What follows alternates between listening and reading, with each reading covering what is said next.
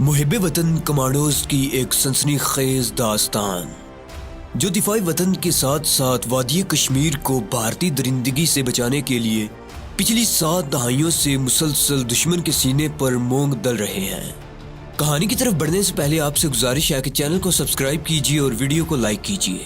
آئیے کہانی کی طرف چلتے ہیں۔ چنانچہ عمران کچھ دیر کے بعد حاجی صاحب سے اجازت لے کر رکشے میں سوار ہو کر ان کے پلاٹ میں جو نوکر پیشے کے لیے 2 کوٹھڑیاں بنائی تھی اس طرف روانہ ہو گیا۔ سارا دن اس نے وہیں گزارا، رات کو کھانا کھا کر وہیں سو گیا۔ بوڑھے چوکیدار کو اس نے کہہ دیا تھا کہ اسے صبح صبح جگا دیا جائے۔ عمران چھوٹے سے کوٹھڑی نما کمرے میں بتی گل کر کے 2 کمبل اوڑھ کر سو رہا تھا کہ اچانک اس کی آنکھ کھل گئی۔ وہ آنکھ کھول کر اندھیرے میں دیکھنے لگا۔ اسے محسوس ہو رہا تھا کہ دروازے پر کسی نے دستک دی ہے۔ وہ سوچ ہی رہا تھا کہ دروازے پر پھر کسی نے دستک دی۔ عمران نے جلدی سے کمبل ایک طرف کیے اور اٹھ کر دروازے کے پاس جا کر دھیمی آواز میں پوچھا، کون ہے؟ میں ہوں، دروازہ کھولو۔ یہ حاجی صاحب کی آواز تھی۔ عمران سوچنے لگا، خدا خیر کرے حاجی صاحب رات کے وقت کیسے آ گئے ہیں۔ اس نے دروازہ کھول دیا۔ حاجی صاحب اندر آ گئے اور بولے، دروازہ بند کر کے بتی جلاؤ۔ عمران نے دروازہ بند کر کے بتی روشن کر دی۔ حاجی صاحب کمبل کی بکل مار کر آئے تھے۔ اس رات دلی میں کافی سردی تھی۔ حاجی صاحب کرسی پر بیٹھ گئے۔ حاجی صاحب خیریت تو ہے نا؟ عمران نے پوچھا۔ حاجی صاحب نے کہا، میرے سامنے چارپائی پر بیٹھ جاؤ، خیریت ہی ہے۔ عمران چارپائی پر بیٹھ گیا۔ حاجی صاحب کہنے لگے، اب تمہیں احمد آباد اور پھر اس کے آگے بہاؤ نگر جانے کی ضرورت نہیں ہے، کیونکہ بہاؤ نگر والے شاہ جی کل رات کو خود ہی یہاں دلی پہنچ رہے ہیں۔ وہ کس سلسلے میں آ رہے ہیں؟ عمران نے تجسس سے پوچھا۔ حاجی صاحب بولے، انہوں نے مجھے ٹیلی فون پر کہا کہ عمران کو وہیں روک لو، میں خود ایک ضروری پیغام اس کے لیے لے کر آ رہا ہوں۔ عمران خاموش ہو گیا۔ حاجی صاحب کہنے لگے، میرا اندازہ ہے کہ وہ تم سے کوئی بڑی اہم بات کرنے والے ہیں۔ یہ بات وہ ٹیلی فون پر نہیں کر سکتے تھے، ورنہ مجھے ضرور بتا دیتے۔ بہرحال تم اس کوٹھڑی میں ہی رہنا، رات کو وہ جس وقت بھی آئے میں انہیں لے کر تمہارے پاس پہنچ جاؤں گا۔ ریل کا ٹکٹ مجھے دے دو اور آرام کرو۔ عمران نے جیکٹ کی جیب سے ٹکٹ نکال کر حاجی صاحب کو دے دیا اور وہ کمبل کی بکل مار کر وہاں سے نکل گئے۔ ان کے جانے کے بعد عمران سوچ میں پڑ گیا کہ ایسا کون سا ضروری کام آن پڑا ہے کہ جس کے لیے شاہ جی عرف چندرکانت جی کو خود اس کے پاس دلی آنا پڑ رہا ہے۔ ان لوگوں کا کام ہی ایسا تھا کہ کسی وقت بھی کچھ بھی ہو سکتا تھا۔ ابھی کسی 5 اسٹار ہوٹل کے آرام دہ بستر پر سو رہے ہیں اور فوراً ایک ٹیلی فون آتا ہے اور وہ ہوٹل سے فرار ہو کر 3rd کلاس مسافر خانے کے ننگے بینچ پر صرف ایک چادر اوڑھے سردی میں پڑے ہیں۔ ہو سکتا ہے کہ شاہ جی نے دلی والے حاجی صاحب کو خفیہ الفاظ میں ٹیلی فون پر بتا دیا ہو کہ وہ کس کے لیے خود دلی آ رہے ہیں، مگر حاجی صاحب نے اس راز کو چھپائے رکھا ہو۔ جاسوسی کے کام میں رازداری کو ریڑھ کی ہڈی کا درجہ حاصل ہے۔ اگر ریڑھ کی ہڈی کا ایک بھی مہرہ ذرا سا کھسک جائے تو جاسوسی کا سارا بدن بیکار ہو سکتا ہے۔ عمران نے سارا دن ذہنی کشمکش میں گزارا۔ شام ہوئی تو اس نے چوکیدار کی کوٹھڑی میں ہی بیٹھ کر کھانا کھایا اور اپنے کمرے میں آ کر حاجی صاحب اور شاہ جی کا انتظار شروع کر دیا۔ حاجی صاحب تو دلی ہی کے رہنے والے ایک مرد مومن قسم کے مسلمان تھے۔ پاکستان اور اسلام پر ان کی جان فدا تھی۔ کشمیر میں ہندو فوجی نہتے کشمیری مسلمانوں پر جو ظلم اور بربریت کر رہی تھی، اس کے خیال ہی سے حاجی صاحب کا خون کھول اٹھتا تھا۔ یہی جذبہ انہیں بھارت کی راجدھانی دلی میں بیٹھ کر کشمیری مسلمانوں، پاکستان اور اسلام کے لیے کام کرنے کے واسطے ایک ایسے مقام پر لے آیا تھا جہاں کسی بھی وقت بھارتی حکومت حاجی صاحب اور ان کے تمام اہل خانہ اور بال بچوں کو موت کے گھاٹ اتار سکتی تھی۔ اپنے ملک میں بیٹھ کر دوسرے ملکوں کے سفارت خانوں کی جاسوسی کرنے میں اپنی جان جانے کا خطرہ نہیں ہوتا۔ اپنے ملک میں بیٹھ کر آدمی محفوظ ہوتا ہے، لیکن دشمن کے ملک میں بیٹھ کر اپنے وطن، اپنے ملک کے لیے جاسوسی کرنا ایسے ہی ہوتا ہے جیسے آدمی زہریلے سانپوں کے غار میں داخل ہو جائے اور پھر یہ بھی سوچے کہ وہ خیریت سے واپس آ جائے گا۔ حاجی صاحب اور ہمارے شاہ جی عرف چندرکانت زہریلے سانپوں کے غار میں بیٹھے تھے اور کوئی نہ کوئی سانپ کسی وقت بھی ڈس کر انہیں موت کی نیند سلا سکتا تھا۔ یہ بڑی بہادری، بلند حوصلے، حب الوطنی اور اسلام سے محبت کے اعلیٰ ترین جذبے اور بڑے دل گردے کا کام تھا۔ دلی والے حاجی صاحب اور بہاؤ نگر گجرات کاٹھیا واڑ کے شاہ جی یہی کام کر رہے تھے، اس لیے میں نے ان کے اصل نام نہیں بتائے، فرضی نام بتائے ہیں۔ حقیقت یہ ہے کہ ہو سکتا ہے بتانے والے نے مجھے بھی ان کے نام اور رہنے کی جگہ کا محل وقوع فرضی ہی بتایا ہو، اصلی نام اور اصلی جگہ نہ بتائی ہو۔ رات کے 11 بجے کا ٹائم تھا کہ حاجی صاحب اور بہاؤ نگر والے شاہ جی عرف چندرکانت آ گئے۔ ان کے ساتھ عمران کا ساتھی کمانڈو جبران بھی تھا۔ جبران کو دیکھ کر اسے بڑی خوشی ہوئی اور حوصلہ بھی ہوا۔ شاہ جی، جیسا کہ آپ کو ان کے مزاج کا علم ہو چکا ہوگا، بڑے حقیقت پسند واقع ہوئے تھے اور مطلب کی بات کے سوا دوسری کوئی بات زبان سے نہیں نکالتے تھے۔ آتے ہی عمران سے کہنے لگے، اپنے آدمی گل خان کے ساتھ مل کر تم نے انڈین آرمی، ایئر فورس اور نیوی کی جنگی طاقت اور جنگی ساز و سامان کی جو فہرست حاصل کی ہے اس کی ایک کاپی مجھے حاجی صاحب سے مل گئی ہے۔ تم نے اپنا فرض بڑی ذمہ داری سے نبھایا ہے، اب تمہیں ایک اور فرض پورا کرنا ہے۔ سنو، دلی والے حاجی صاحب بولے، 1 منٹ۔ وہ اٹھ کر دروازے تک گئے جو بند تھا۔ آہستہ سے چٹنخے اتار کر جلدی سے دروازہ کھول کر باہر جھانک کر دیکھا۔ جب انہیں اطمینان ہو گیا کہ باہر کوئی شخص ان کی باتیں نہیں سن رہا تو بڑے آرام سے دروازہ بند کر کے کمانڈو جبران کے پاس آ کر بیٹھ گئے اور شاہ جی سے مخاطب ہو کر کہا، اب بات کیجیے، ہماری باتیں کوئی دوسرا نہیں سن رہا۔ حاجی صاحب عمران کی طرف دوبارہ متوجہ ہوئے اور کہا، اگلے مہینے کے پہلے ہفتے میں روس کا ایک تجارتی وفد بھارت کے ساتھ ایک تجارتی معاہدہ کرنے بھارت آ رہا ہے۔ یہ وفد بمبئی کے ایئرپورٹ پر اترے گا اور بمبئی کے تاج محل ہوٹل میں ٹھہرے گا اور اسی ہوٹل میں اس تجارتی معاہدے پر دستخط بھی ہوں گے۔ بھارت کا ایک وفد جس میں وزیر تجارت، سیکرٹری فائنانس اور سیکرٹری امور خارجہ شامل ہیں، بمبئی کے تاج محل ہوٹل میں آ کر ٹھہریں گے۔ ظاہری طور پر روس کا یہ تجارتی وفد ہوگا اور اخبارات کو بھی یہی بیان دیا جائے گا کہ روس کا ایک تجارتی وفد بھارت کے ساتھ چاول اور گیہوں اور دوسری خوردنی اجناس کی برآمد کا معاہدہ کرنے بھارت آیا ہے۔ لیکن حقیقت میں روس کا یہ ایک انتہائی اہم فوجی وفد ہے جو بھارت کے ساتھ پاکستان سے جنگ کی صورت میں روس کی فوجی امداد کے سلسلے میں ایک ڈیفنس پیکٹ یعنی فوجی معاہدے پر دستخط کرنے بھارت آئے گا۔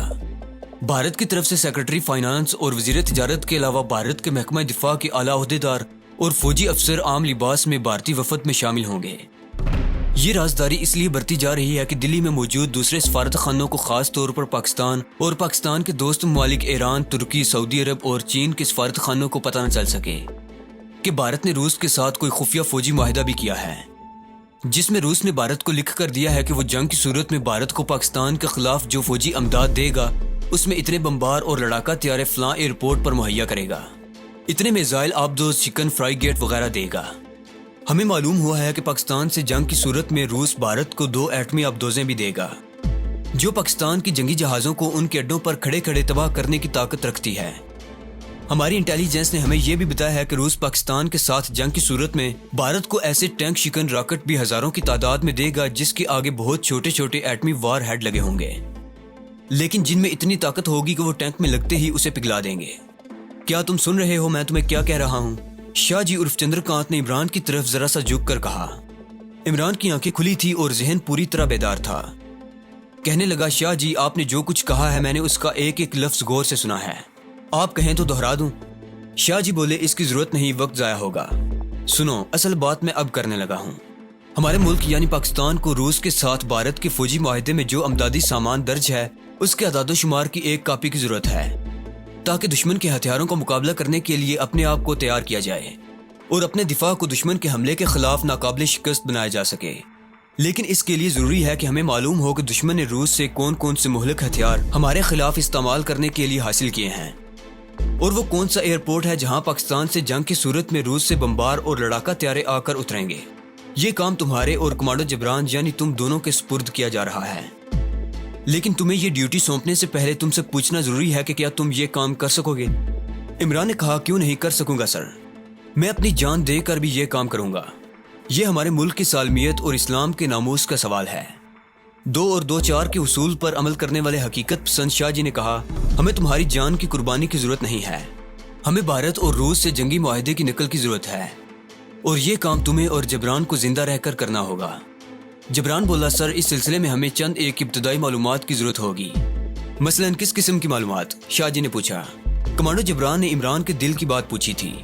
عمران نے کہا، مثلاً اگر بھارت اور روس کے درمیان جنگی معاہدہ دلی کی بجائے بمبئی میں ہو رہا ہے تو کیا اس کے دستاویزات صوبہ مہاراشٹر کی حکومت کی تحویل میں رہیں گے یا مرکزی حکومت کے پاس رہیں گے؟ شاہ جی نے حاجی صاحب کی طرف دیکھا اور کہا، اس کا جواب تم مجھ سے بہتر دے سکتے ہو۔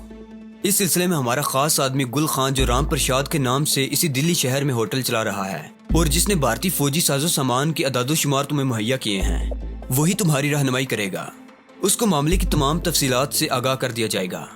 تم دونوں رام پرشاد یعنی گل خان سے ملو گے۔ شاہ جی نے پوچھا، کوئی اور بات پوچھنی ہو تو وہ بھی بتا دو۔ عمران بولا، اور کوئی خاص بات پوچھنے والی نہیں ہے۔ شاہ جی نے کہا، ٹھیک ہے، باقی سب کچھ تمہیں خود کرنا ہوگا۔ ایک بات یاد رکھنا، یہ بڑا حساس، نازک اور خطرناک ترین مشن ہے۔ ہر قدم پر تمہارے پکڑے جانے کا امکان ہوگا۔ اگر پکڑے گئے تو کیا کرو گے؟ عمران نے فوراً جواب دیا اگر پکڑے گئے تو اپنے فرضی نام کے سوا اور کچھ نہیں بتائیں گے۔ شاہ جی نے بھی فوراً کہا چاہے تمہارے جسم کا ایک ایک عضو کاٹ دیا جائے۔ جی ہاں، عمران نے تائید کرتے ہوئے کہا چاہے ہماری بوٹی بوٹی کر دی جائے ہم اپنا فرضی نام بتانے کے سوا کچھ نہیں کہیں گے۔ شاہ جی نے کہا ہمیں تم دونوں سے یہی توقع ہے، ہم تمہیں زہریلے ٹیوب بھی دے سکتے ہیں جسے تم عقل داڑ کے اندر چھپا کر رکھو گے اور مشکل کے وقت اسے دانتوں سے توڑ کر خودکشی کر سکتے ہو، لیکن خودکشی ہمارے دین میں حرام ہے، تم کسی حالت میں بھی خودکشی نہیں کرو گے، ہم خودکشی ہرگز نہیں کریں گے۔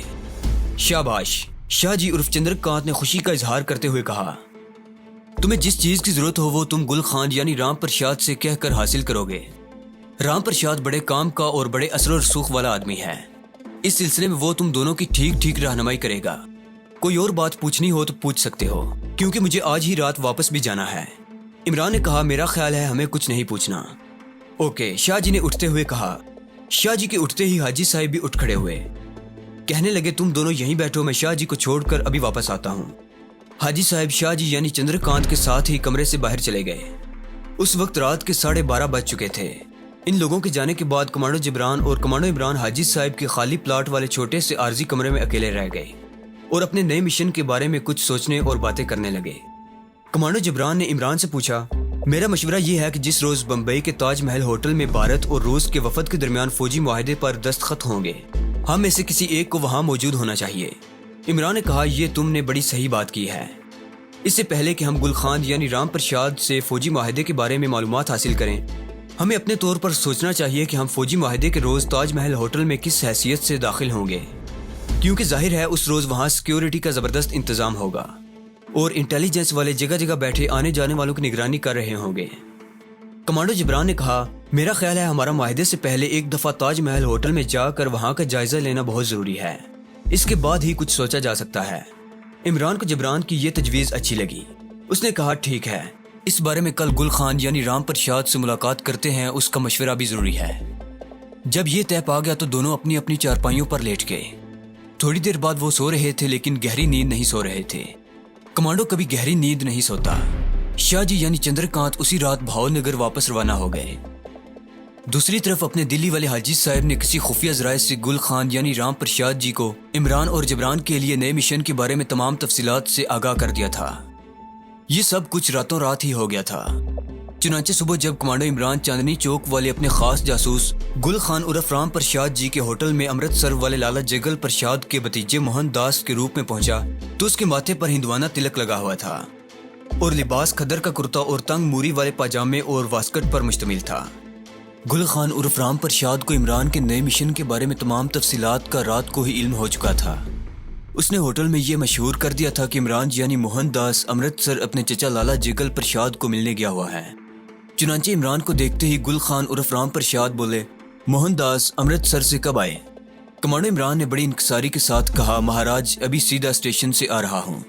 اچھا، گل خان عرف رام پرشاد جی نے کہا کل شام کی گاڑی میں امرتسر سے بیٹھے ہو گے؟ جی ہاں لالا جی، عمران نے بڑے ادب سے کہا۔ ہمارے دوست اور تمہارے چچا لالا جگل پرشاد جی کا کیا حال ہے؟ عمران نے کہا بالکل ٹھیک ہیں جی، آپ کو پرنام کہہ رہے تھے۔ چلو اچھا ہوا تم اپنے رشتہ داروں سے مل آئے، جاؤ اپنے کمرہ نمبر 15 میں جا کر کچھ دیر آرام کرو۔ یہ ساری باتیں رام پرشاد جی نے دلی کے CID والے تلک چند موہرا صاحب کو سنانے کے لیے کہی تھی، جو اس وقت رام پرشاد جی کے پاس ہی بیٹھا سگریٹ پیتے ہوئے عمران کو بڑے غور سے دیکھ رہا تھا۔ عمران اوپر اپنے کمرے میں آ گیا۔ یہاں ایک ٹرنک میں اس کے ہندوانہ کپڑے وغیرہ اسی طرح پڑے ہوئے تھے۔ رام پرشاد جی نے اوپر اس کے لیے چائے بھجوا دی تھی۔ عمران بوسیدہ سی چارپائی پر بیٹھ کر چائے پینے اور سوچنے لگا کہ رام پرشاد یعنی گل خان سے کس وقت اپنے مشن کے بارے میں بات ہو سکے گی۔ یہ طے کرنا رام پرشاد کا کام تھا۔ چائے پی کر عمران نیچے آ کر کاؤنٹر پر بیٹھ گیا اور بل وغیرہ بنانے کے کام میں مصروف ہو گیا۔ اس وقت CID والے موہرا صاحب جا چکے تھے اور رام پرشاد ایک سردار جی کے پاس آرام کرسی پر بیٹھے بھارت کے انتخابات کے بارے میں بات کر رہے تھے اور بڑے پرجوش انداز میں واجپئی کی حمایت کرتے ہوئے کہہ رہے تھے سردار جی میری بات آج نوٹ کر لو، اس دفعہ بھارت کے چناؤں میں بھارتی جنتا پارٹی بھاری اکثریت سے جیتے گی۔ رام پرشاد نے کنکھیوں سے کمانڈو عمران کو دیکھ لیا تھا کہ وہ اوپر سے آ کر کاؤنٹر پر بیٹھ کر کام کرنے لگا ہے۔ وہ بھی یہی چاہتے تھے۔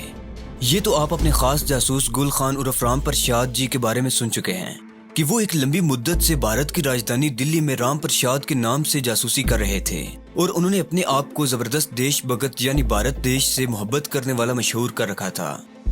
اس کی ملاقاتیں بھارتی جنتا پارٹی کے لیڈر اڈوانی اور واجپئی سے بی جے پی کے دلی والے آفس میں ہوتی رہتی تھی۔